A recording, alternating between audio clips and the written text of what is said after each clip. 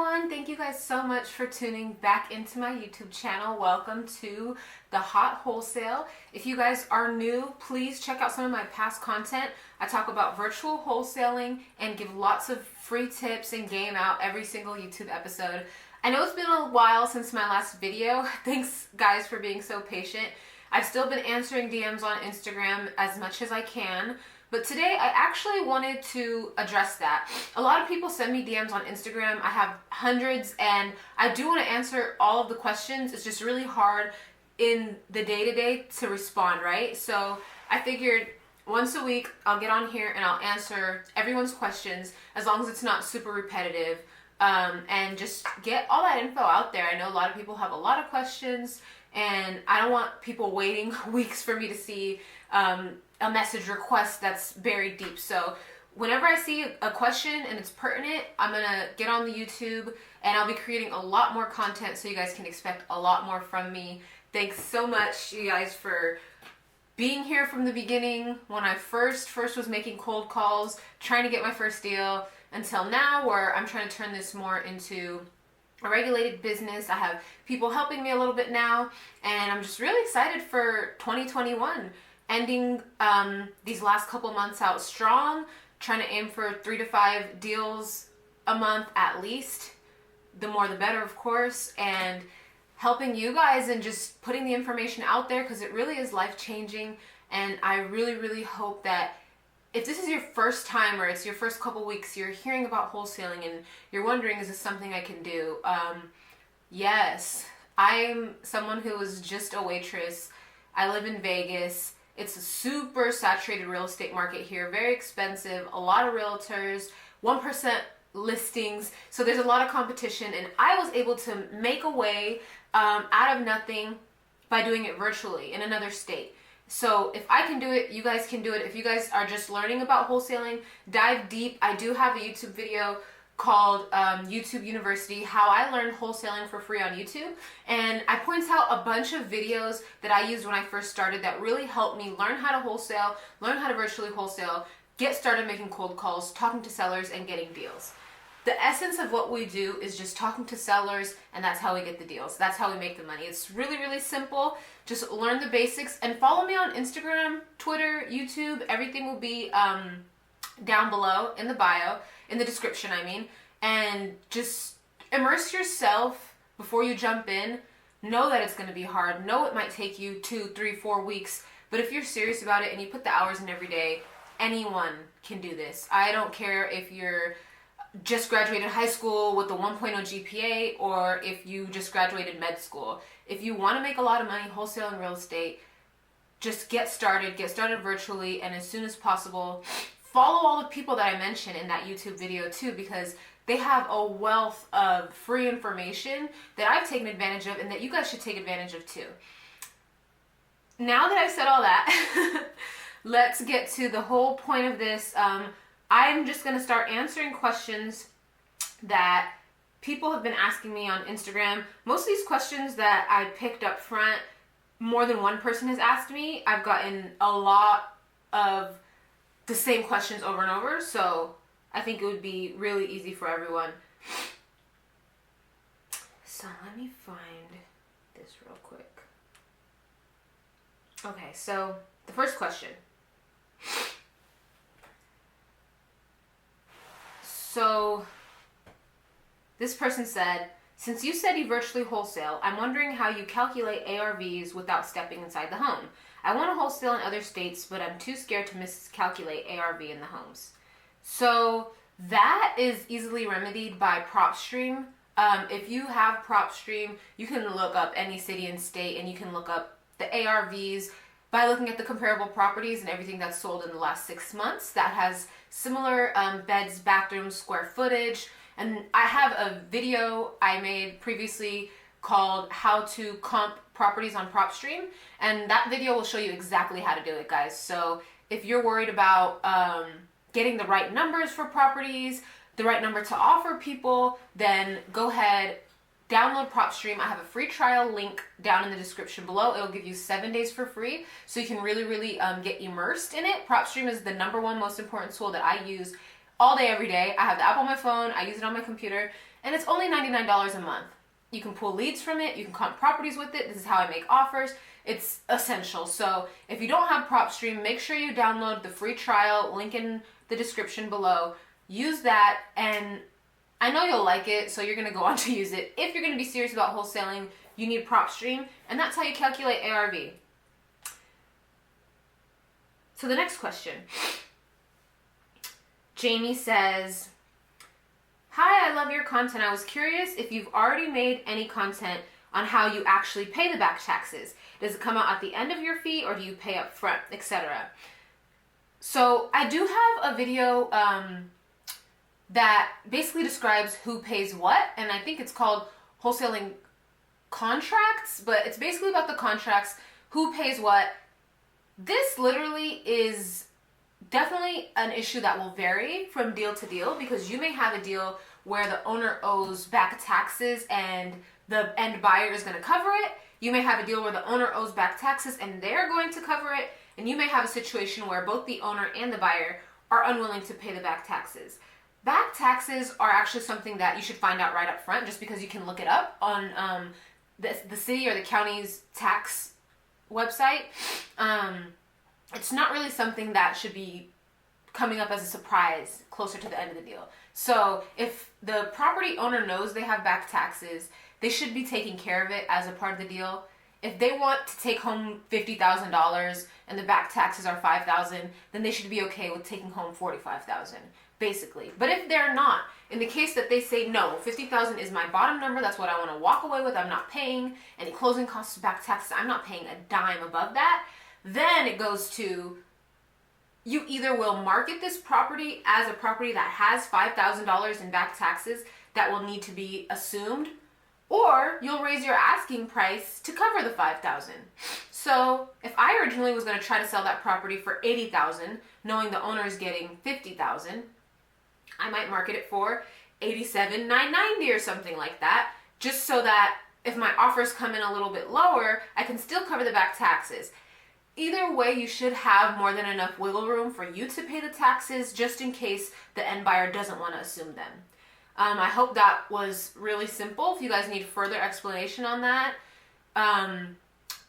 then just hit me up on Instagram, or maybe I'll have to do like a whole separate thing. But basically, if there's back taxes on the property, the seller should be willing to take care of it in the deal. No money will come from you regardless, because the buyer is going to put the money with the title company and they are going to pay the seller and you. You never actually touch any money anyway. So no, you won't have to pay for it, but it may come out of your assignment fee if both the seller and the buyer are unwilling to pay or take them on. So I hope that answered your question, Jamie.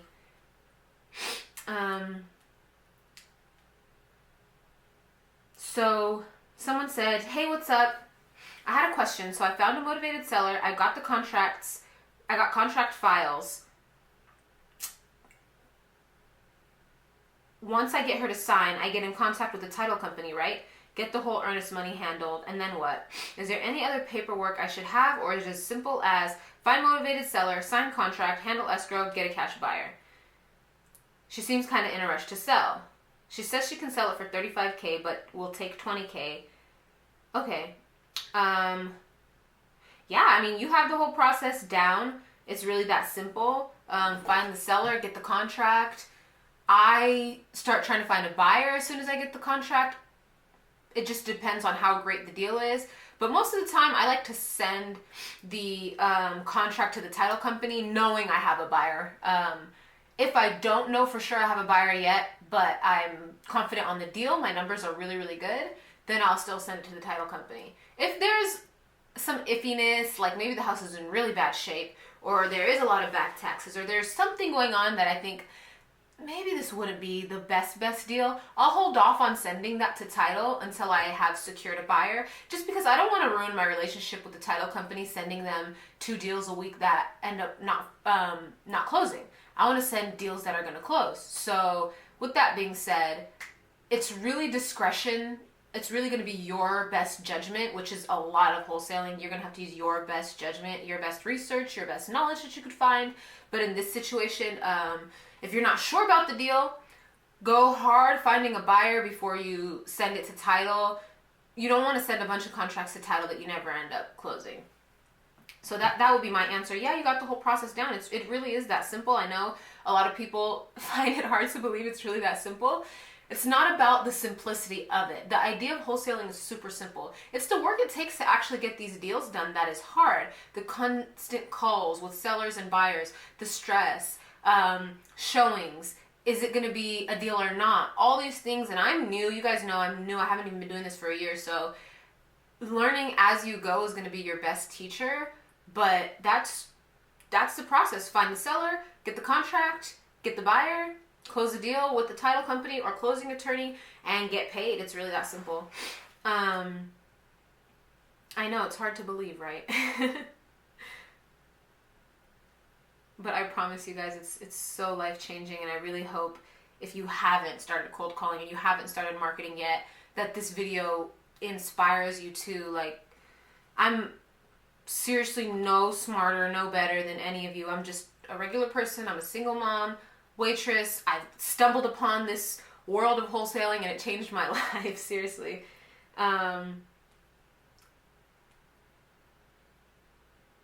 So I had a story post on my Instagram, if you watch my stories, where I was driving for dollars on my phone, and a lot of people asked me what app that was. I don't use Deal Machine. I don't use any of those driving for dollars apps. I literally use Google Earth.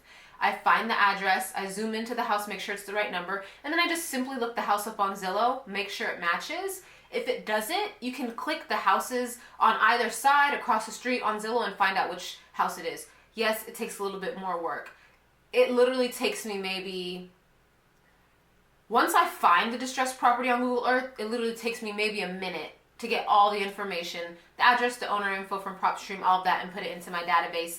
I could pay $50 a month for Deal Machine and just add them to my list, but I'm just so skeptical that I would be creating a list that would be like sent out, because what's really valuable about a virtual driving for dollars list to me is that it's really specific to you, and nobody else will have that list because you're actually hunting on the streets for houses that look bad. So, you know, there may be a few other people doing that, but your list will be really special and unique to you.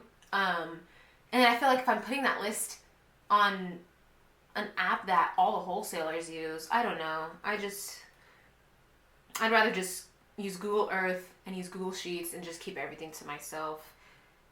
So I wasn't using Deal Machine. I did have Deal Machine for a couple months, but I felt like it was pretty similar. So this pretty lady, Olivia, okay, she said, "Hi, I see you're a single mom like me. It's amazing what you've done during this pandemic." Thank you, Olivia. Any tips on balancing along with mommy duties? So if you watch my Instagram stories, you know that I'm always trying to find a balance. Honestly, it's so hard to find a balance. So right now, as I'm recording this YouTube video, my son is asleep. It's 10:35.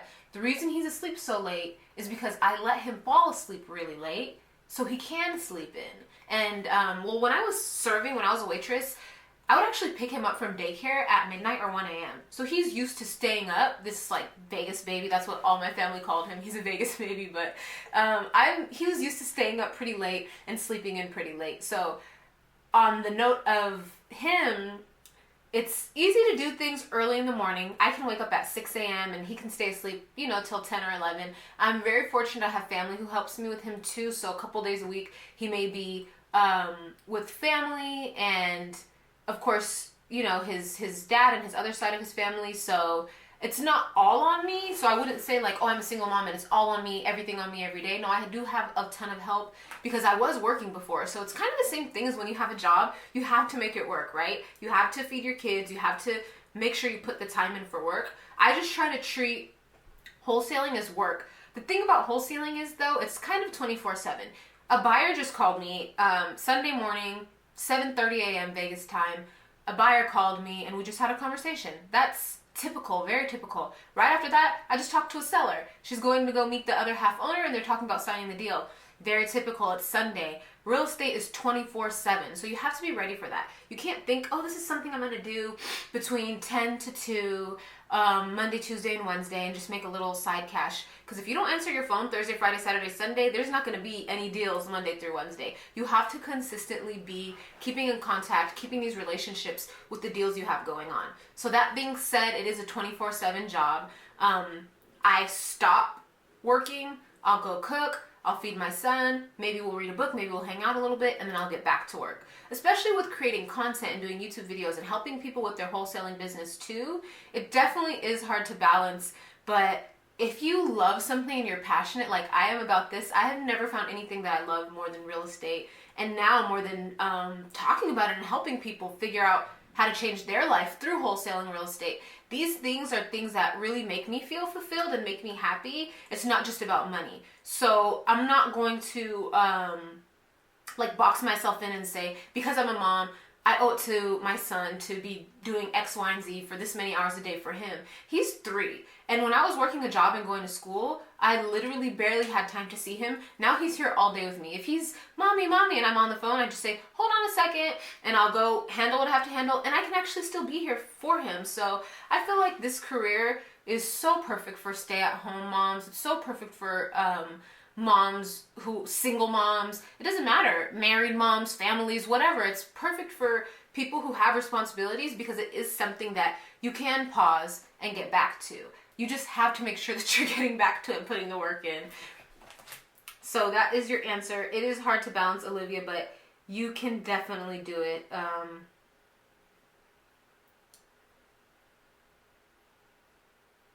I have a lot of questions that just pretty much ask me, how do you get started wholesaling, or how do you wholesale? If you watch that YouTube University video that I made that I mentioned, it has a video by the Clever Investor that explains wholesaling so simply and so much better than I can, because when I start talking, I complicate things and I realize that. So that video by the Clever Investor, it's so simple. It's like boom, boom, boom. This is how you wholesale. Assignment, double close. It just explains it so easily. So check out my YouTube video called YouTube University, how I learned how to wholesale for free using YouTube. And guys, use that as a guide to learn how to wholesale, and then come back with your next level questions when you're asking other wholesalers, questions about wholesaling, asking, how do I wholesale? That's kind of really, really broad, and it's very hard to DM and answer back to that.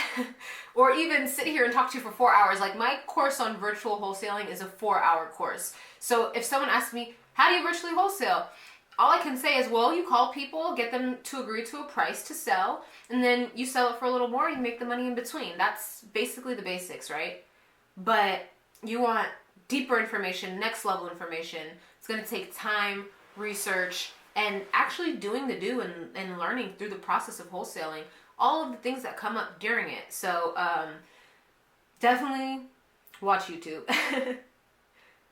So how long do you work a day? Calls plus virtually driving for dollars. Will you hire a VA? So I had a VA. I did have a VA for a few weeks.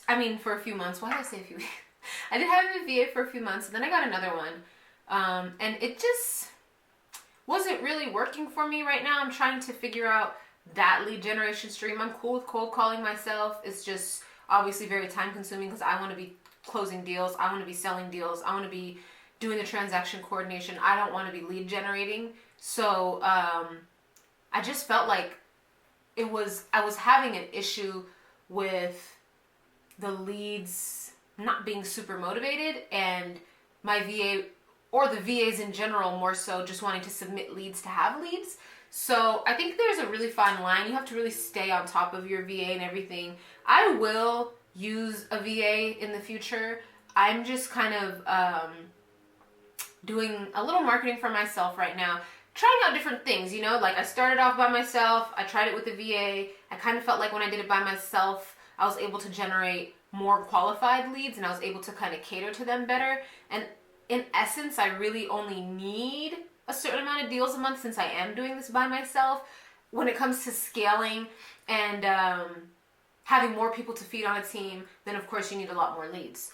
So I work pretty much all day, like I say. I wake up, I work, but I also create content. I do other stuff for Instagram and YouTube too. But as far as wholesaling, probably 10 hours a day. And I don't really virtually drive for dollars. I just do that like on maybe once or twice a week. It's not a daily thing.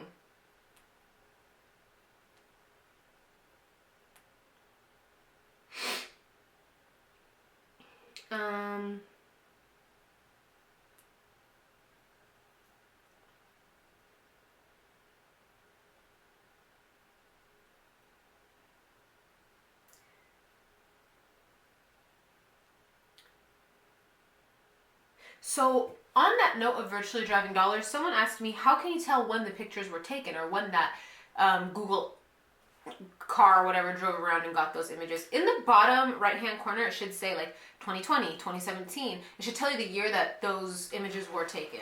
So that is how I determine. If it says 2020, then I'm good. If it says 2017, I'm not even going to use that. But all the markets that I've tried have been updated to 2020 at least. When you look the address up on PropStream, see if it's sold this year though, of course. So if you're driving around on Google Earth and it's 2020 and you go on PropStream and the house sold in March or May or July, it's probably not something you want to put on your list, right? So just a thing to think about.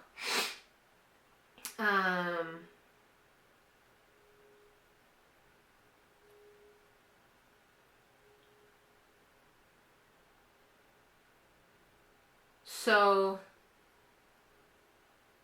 someone said, how do you know if it's a flip or a rental? So that's a really good question, because depending on the quality of the deal, I might market it as a flip or I might market it as a rental. If someone can make like $80,000, $100,000 or more by purchasing this property, fixing it up, and selling it with a realtor, then I will advertise it as a great flip opportunity. Because if you're gonna buy a house, put $100K into it and not even make $200K, it's not going to be worth it to you to flip it. But if you're going to buy a house, put a bunch of work in it and rent it out, over the long run, it will be worth it depending on whether that property is going to appreciate or not, right? So I take it case by case, of course. If the spread for the flipper is not at least $80,000, $100,000, I won't advertise it as a flip.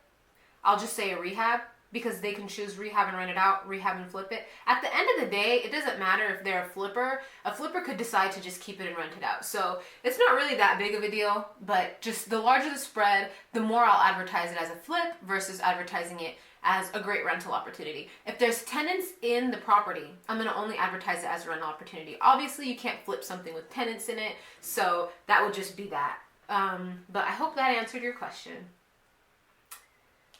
And I'm gonna do one more, just so this video doesn't take super long.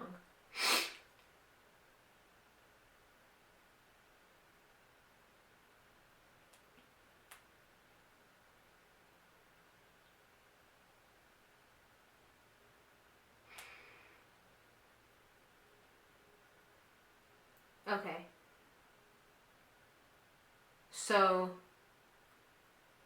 this person lives in Houston. They want to start wholesaling, but Houston is a big city, and I know there's so many people doing it here. So hearing you say you do this virtually piqued my interest.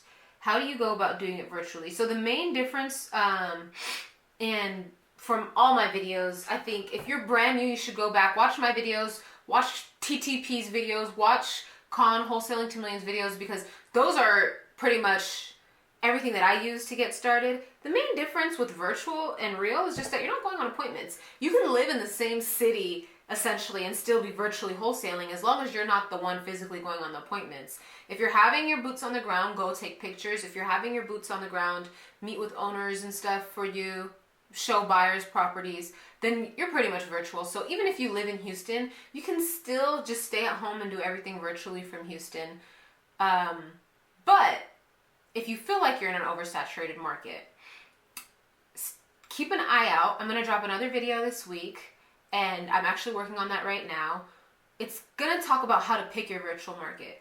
If you feel like your city is oversaturated, where you live isn't good enough, a lot of people will tell you, go 3 hours to the closest city, but for what? You're not going to drive 3 hours to go look at a deal, are you? Well, I wouldn't. I don't know if you will. But I feel like my time is best served here in my house trying to close deals, here in my house trying to sell deals. I have people who can go out and take pictures and do all those things. I wouldn't ever suggest driving out 3 hours to try to lock up a deal, because you're going to just drive 3 hours back if you don't lock it up with nothing. But that's not to say you can't or shouldn't do that. I'm just saying I wouldn't do that knowing that I can virtually wholesale from the comfort of my home in any market in all 50 states. It doesn't have to be something closer to me. I live in Vegas, 3 hours from me. LA, and deserts in Nevada, and Arizona, Utah, just places that I'm not really too excited about wholesaling in. I'm really excited about the Midwest, and I'm really excited about the East Coast. I'm really excited about these small towns that have a bunch of distressed homes that are becoming gentrified. I'm not excited about gentrification, but I'm excited about the opportunity that there is for us, for wholesalers, for investors in general, for people who want to grow their rental property portfolio. So those are the main things that I look for. But if you feel like your market is oversaturated, definitely go virtual. If you guys haven't checked out my virtual wholesaling crash course, there's going to be a link down there in the description. In my crash course, I literally go over everything you need to virtually wholesale, starting from picking your market, finding boots on the ground, establishing a presence in that market, and how you're even going to be able to find deals, market there, talk to sellers when you live in another state, so you need to build credibility, and closing the deals, getting paid, every single step in that. So it's a 4-hour class. It's broken up into 2 sections. It's not something that you're just going to watch and get one day. Take your time, watch it, take notes, and actually implement as you're going along. It's really made for you to be following the steps, like getting PropStream, downloading your list, getting your phone dialer, putting your contacts into the dialer, and actually calling people and testing your market. That's super important. You can't just pick a virtual market and jump in. You have to test that market. So I explain how to do all of that. So if you guys need in-depth training on virtual wholesaling, my crash course is literally everything that I learned and everything I was able to use and implement to have success right when I started. I don't think it's something that you have to waste months on trying to find a market. I think within a month, you should be able to test a few markets, find out which one's gonna work for you, and then just dive right in. So that's there. The description will be in my, the link will be in the description below. And if you guys don't follow me on Instagram, follow me on Instagram, because I have a ton of free content like this on there every single day. I post all my screenshots from Twitter, just everything, free game all day. So have a great week, you guys. I'll see you later on this week. See you on Instagram Live. Like, follow, subscribe, share. I really appreciate you guys. Have a great night.